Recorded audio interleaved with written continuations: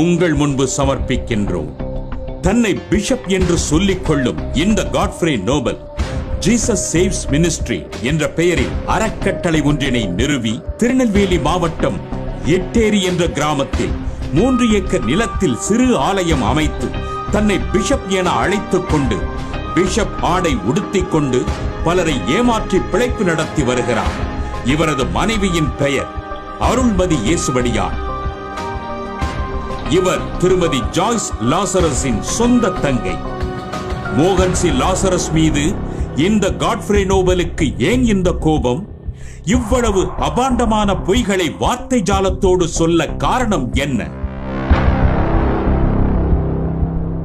Godfrey திருமணமான போது பாளையங்கோட்டையில் வஉசி மைதானம் எதிரில் காட்ஸ் எலக்ட்ரானிக்ஸ் என்கிற எலக்ட்ரானிக் கடை திறந்து சொந்த தொழில் செய்து கொண்டிருந்தார்.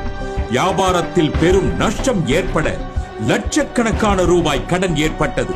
வங்கி வட்டிக்கடன் ஒரு பக்கம், மனிதர்களிடத்தில் வாங்கின கடன் மறுபக்கம்.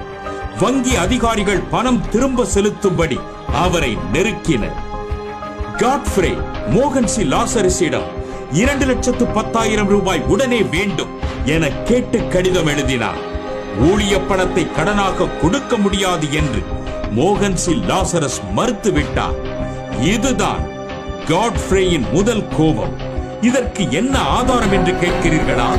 இதோ 15/3/2002 அன்று காட்ஃப்ரே நோபல் பண உதவி கேட்டு மோகன் சி லாசரஸுக்கு எழுதின கடிதம் எங்கள் கையில் கிடைத்துள்ளது. வங்கி கடன் 2,10,000 ரூபாய், தனியார் கடன் 2,50,000 ரூபாய் என்று அவர் கைப்பட எழுதின கடிதம் இதோ உங்கள் பார்வைக்கு. 2002 ஆண்டு மொத்தமாக ரூபாய் 4,60,000 பணத்தை கேட்டும் மோகன் சி லாசரஸ் பணம் கொடுக்காத கோபத்தில் ஒரு சம்பந்தமே இல்லாத வழக்கில் மோகன் சி லாசரஸையும் இணைத்து திருநெல்வேலி நீதிமன்றத்தில் காட்ஃப்ரே நோபல் வழக்கு தொடுத்தார். இதன் பிறகுதான் மோகன் சி லாசரஸ் இவரோடு உள்ள தொடர்பை துண்டித்துக் கொண்டார். என்றாலும் காட்ஃப்ரே மோகன் சி லாசரஸை விடவில்லை.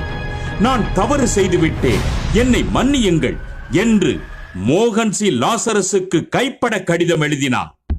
மோகன் சி லாசரஸுக்கு பிள்ளைகள் இல்லாத காரணத்தினால் தன் 2 பிள்ளைகளில் ஒரு மகனை உங்களுக்கு தந்து விடுகிறேன், அதற்காக எனக்கு 5 லட்சம் ரூபாய் பணம் கொடுங்கள் என்று கடிதம் எழுதினார். அந்த கடிதமும் எங்கள் வசம் உள்ளது.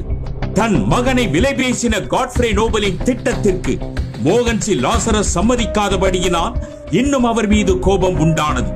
பிசாசுக்கு நான் இடம் கொடுத்து விட்டேன், இது என்னுடைய முட்டாள்தனம் என காட்ஃப்ரே நோபல் மோகன் சி லாசரஸுக்கு எழுதின கடிதம் உங்கள் பார்வைக்கு. வியாபாரத்தில் நஷ்டம் ஏற்பட்டு கடனாளியானபடியினால் தன்னை ஊழியத்திற்கு ஆண்டவர் அழைத்து விட்டார் என்று சொல்லிக்கொண்டு தன்னை தேவ ஊழியன் என்று அழைத்துக் கொண்டார்.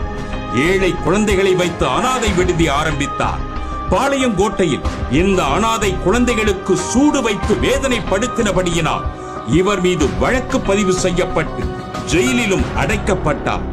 3 மாத சிறை தண்டனை அனுபவித்து ஜாமீனில் ஜெயிலில் இருந்து வெளியே வந்ததும் தன்னை பிஷப் என்று அவரை விளம்பரப்படுத்திக் கொண்டு பிஷப் உடை அணிந்து பலம் வந்தார். சில அரசியல்வாதிகளோடு தன்னை இணைத்துக் கொண்டார். இந்த போலி பிஷப் காட்ஃப்ரே நோபல் அனைத்திந்திய ஜனநாயக பாதுகாப்பு கழகம் என்ற அரசியல் கட்சியை ஆரம்பித்தார். 2019 ஆண்டு பாராளுமன்ற தேர்தலில் கன்னியாகுமரியில் நிற்கப் போவதாகவும் மோகன் சி லாசரஸ் தனக்கு ஆதரவு தருவதாக 22/4/2018 அன்று கிறிஸ்தவ தலைவர்கள் மத்தியில் மேடையில் பேசினார். மோகன் சி லாசரஸின் தம்பி என்றும் தனக்காக தேர்தல் பிரச்சாரம் செய்ய மோகன் சி லாசரஸ் வருவார் என்றும் விளம்பரப்படுத்தினார். நிச்சயமாக நான் ஜெயிப்பேன், இது சத்தியம், இது கர்த்தர் எனக்கு உதவி செய்வார். சகோதரர் மோகன் சி லாசரஸ் அவர்கள் இதற்கு ஆதரவு கொடுத்திருக்கிறார்கள். 30 வருடத்திற்கு மேலாக சகோதரர் மோகன் சி லாசரஸ் அவர்கள் ஜெபித்துக் கொண்டே இருப்பார்கள். அபிஷேகப்பட்ட தேவ ஊழியர்கள் பாராளுமன்றத்தில் நிற்க வேண்டும். மோகன் சி லாசரஸின் சகலை என்று சொல்லி நாகர்கோவிலில் அநேக தொழிலதிபர்களை 2018 ஆண்டு முழுவதும் சந்தித்து மோகன்சி லாசரஸ் பெயரை உபயோகித்து தேர்தல் நிதி கேட்க ஆரம்பித்தார். இவர்கள் அனைவரும் மோகன்சி லாசரஸை நேசிப்பவர்கள், அறிமுகமானவர்கள். இந்த காரியத்தை குறித்து பலரிடமிருந்து மோகன்சி லாசரஸுக்கு பல புகார்கள் வந்தன. கிறிஸ்தவர்கள் அதிகமாக வாழும் கன்னியாகுமரி மாவட்டத்தில் மோகன்சி லாசரஸின் பெயரை சொல்லி ஓட்டு சேகரித்து விடலாம் என்று காட்ஃப்ரே கனவு கண்டார். இதற்கு பிறகுதான் மோகன்சி லாசரஸ் உஷாரானார். எனக்கும் காட்ஃப்ரே நோபலுக்கும் எந்த சம்பந்தமும் இல்லை என்று மோகன்சி லாசரஸ் 2018 நவம்பர் மாத ஜப கூடுகையில் பொதுஜனங்கள் மத்தியில் பேசினார். சமீபத்தில் சமூக வலைத்தளங்களில் தன்னை பிஷப்னு சொல்லிக் கொள்கிற ஒருவர், காட்ஃப்ரே நோபல்னு ஒருவர், நான் அவருக்கு அண்ணன், இங்கே மோகனனை எனக்கு பிரசம் பண்ணுவாங்க, தேர்தலில் எனக்கு ஓட்டு போட சொல்லுவாங்க, ஒரு கிறிஸ்தவ கட்சி ஆரம்பிக்கிறோன்னு செய்தி ஒளிபரப்பி கொண்டிருக்கிறார். அது பொய்யான செய்தி. அதுக்கு எனக்கு சம்பந்தம் கிடையாது.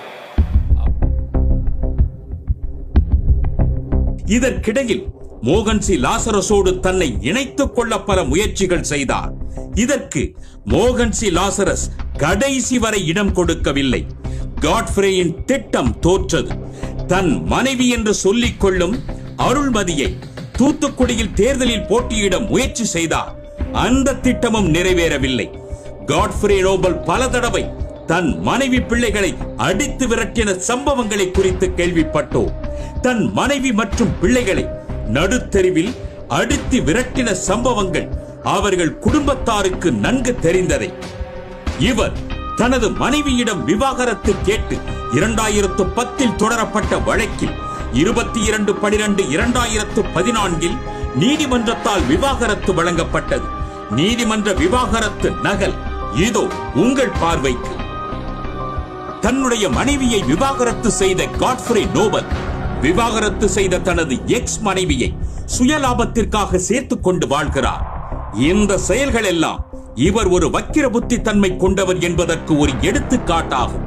தன்னை பரிசுத்தவானாக காட்டிக்கொள்ளும் இந்த காட்ஃப்ரே நோபல் விவாகரத்து பெற்ற பெண்மணியுடன் வாழ்வது இந்திய சட்டத்தின்படி நியாயமா என்பதை சிந்தியுங்கள். 26/11/2018 அன்று விவாகரத்து செய்த மனைவியோடு பேஸ்புக்கில் அறிமுகப்படுத்தி பேட்டி கொடுக்கிறார் பாருங்கள். அது மட்டுமா, வெளிநாட்டிற்கு மருத்துவ படிப்பிற்கு மாணவர்களை அனுப்புவதாக விளம்பரப்படுத்திக் கொண்டு பணம் பறிக்கும் தொழிலிலும் காட்ஃப்ரே நோபல் ஈடுபட்டார். சபை மேய்ப்பன், பிஷப் என சொல்லிக் கொள்ளும் இவர் சபை பணிகளை விட்டுவிட்டு பணம் சம்பாதிக்கும் குறுக்கு வழியை கையாண்டார். JSM Nobel Teresa education trust தொடங்கினார். இவரிடம் பணம் கொடுத்து ஏமாந்தவர்களுடைய ரசீதின் நகல் இதோ உங்கள் பார்வைக்கு. பலரின் நேரடி வாக்குப்பதிவுகளும் எங்கள் வசம் உள்ளன. 8,65,000 ரூபா கட்டியிருந்தோம். ரீபே பண்ணுறது அவன் ரீபே பண்ணல. நாங்கள் அப்புறம் அவனுக்கு அந்த டைம் முடிஞ்சு கிளாஸ் எல்லாம் ஆரம்பிச்சிட்டாங்க. அப்புறம் கிளாஸ் ஆரம்பிச்ச அப்புறம் இவனுக்கு ஒரு எதுவும் வரலையே அப்படின்னு சொல்லிட்டு இருக்கும்போது அப்புறம் தகவல் கேட்ட பிறகு எதுவுமே எந்த பதிலுமே வரல. இவரிடம் 8,65,000 ரூபாய் கொடுத்து ஏமாந்த ஜஸ்டின் ஜெயசுந்தரம் திருநெல்வேலி மாநகராட்சி காவல்துறையில் ஆதாரத்துடன் கொடுத்த புகார் கடிதம் இதோ உங்கள் பார்வைக்கு.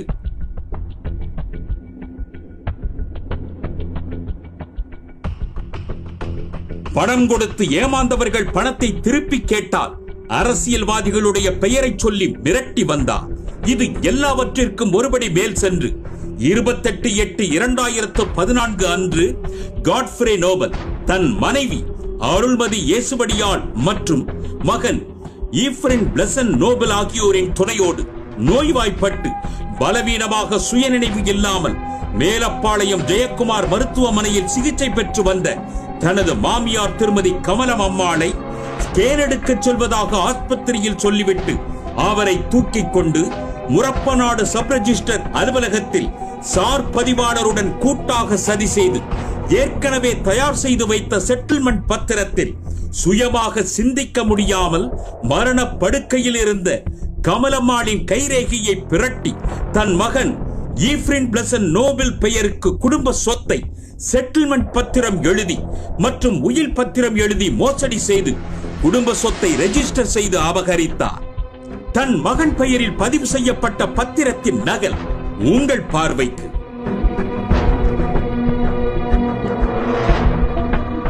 ரிஜிஸ்டர் அலுவலகத்தில் சுயநினைவு இல்லாத தன் மாமியாரை மாலை 6 மணிக்கு சார்பதிவாளர் ஆதரவுடன் கைரேகை எடுத்து பதிவு செய்த சிசிடிவி காட்சிகள் உங்கள் பார்வைக்கு. இதை தெரிந்ததும் காட்ஃப்ரே நோபலின் மனைவியுடன் பிறந்த 2 சகோதரர்கள் தூத்துக்குடி மாவட்டம் முரப்பநாடு காவல் நிலையத்தில் புகார் செய்ததன் பேரில் காட்ஃப்ரே, அவரது மனைவி, மகன், சார்பதிவாளர் ஆகியோர் பல பிரிவுகளில் குற்ற வழக்கு பதியப்பட்டு அதிலும் ஜாமீனில் வெளிவந்துள்ளார். பின்னர் சாதுரியமாக அபகரித்த இந்த நிலத்தின் ஒரு பகுதியை ஜெகதீசன் மற்றும் மனோகர் என்பவர்களிடம் பல கோடி ரூபாய்க்கு விற்றார். அதற்கான சார்பதிவாளர் வில்லங்க பத்திரம் இதோ உங்கள் பார்வைக்கு. இந்த நிலத்தில் மற்றொரு பகுதியை ஏற்கனவே பிரபலமான ஒரு டாக்டரிடம் ரூபாய் 85 லட்சம் அட்வான்ஸாக வாங்கி காட்ஃப்ரே மோசடி செய்துள்ளார். இதன் காரணமாக பிரபல டாக்டர் குடும்பத்தில் ஓர் துக்ககரமான சம்பவம் நடந்தது. இந்த பத்திர செட்டில்மெண்ட் மோசடி ஸ்ரீவைகுண்டம் மாவட்ட உரிமையியல் நீதிமன்றத்தில் வழக்கு தாக்கல் செய்து அது நிலுவையில் உள்ளது. அது மட்டுமா, அநியாயமாய் தன் மாமியாரை ஏமாற்றி பெற்ற ஒரு பகுதி நிலத்தை காட்ஃப்ரே லே அவுட் போட்டு JSN ரியல் எஸ்டேட் வியாபாரம் செய்தார். இந்த போலி பிஷப் தனக்குத்தானே கட்டிக்கொண்ட மணிமண்டபம் இது.